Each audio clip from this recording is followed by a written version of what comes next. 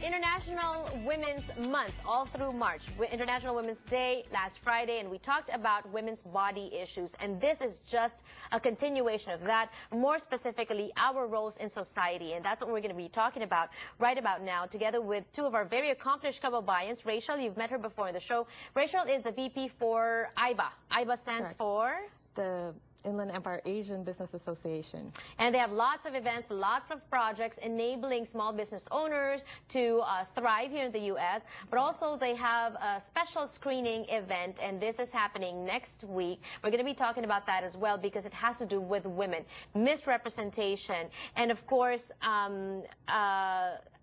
Jamie Borman. Jamie, hello and welcome to Kababayan LA. You, Jamie is joining us from, you interned in DC, Washington, yeah. D.C., and you saw a lot of things where women can still grow and improve. Can you talk to us briefly about that? So, as you mentioned, I was living in Washington, D.C., interning on the Hill for Congressman Honda, who is the chair of the Congressional Asian Caucus, which oversees all Asian issues. After my time there, I started a consulting firm, strategy consulting, to try and represent minorities and women in the federal contracting space. Mm-hmm. What I noticed was I was always the token woman or token Filipina in the room. And what I noticed was there weren't enough women leaders that were really taking a stand on the issues that matter to us. And even though we're invited to the table, some of the women were not necessarily as educated on the policy issues as they should be. And also, even if those who were educated, maybe not as confident to really voice out their opinion. And this is, according to a documentary called Misrepresentation, because of some of our issues resulting from being misrepresented in the media. This is the movie that will be screened next week. We have information for you about that later on, but let's catch a trailer. The media is the message and the messenger, and increasingly a powerful one. In a world of a million channels, people try to do more shocking things to break through the clutter. They resort to violent images, or sexually offensive images, or demeaning images. When is it going to be enough? There is no appreciation for women intellectuals. It's all about the body, not about the brain. You all saw the photo from the weekend of Hillary looking so haggard and looking like 92 years old. Breast implants. Did you have them or not? If you waterboarded Nancy Pelosi, she wouldn't admit to plastic surgery. The fact that media are so derogatory to the most powerful women in the country, then what does it say about media's ability to take any woman in America seriously?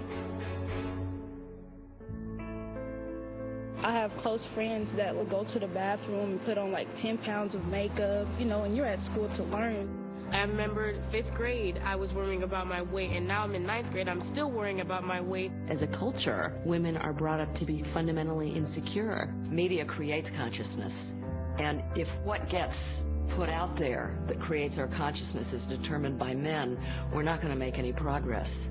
Little boys and little girls, when they're 7 years old, an equal number want to be president of the United States when they grow up. But then you ask the same question when they're 15, and you see this massive gap emerging. We're shortchanging voices that are urgently needed in public forums from ever getting to the table. As the most powerful country in the world, if you're not standing for the right values and for the right principles, that's a loss for the world. You get a woman in the Oval Office, most powerful person in the world, what's the downside? You mean besides the PMS and the mood swings?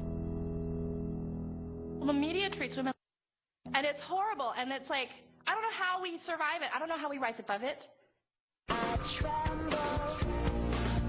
You can't be what you can't see. It's extremely important for women to be writing their own stories and giving them to people to really emotionally become impacted by. The media can be an instrument of change. It can awaken people and change minds. It depends on who's piloting the plane.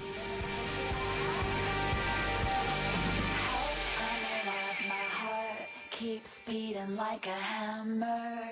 That was powerful. This was written and produced by Jennifer Siebel Newsom. And IBA is screening this next week. Yes. Why is that?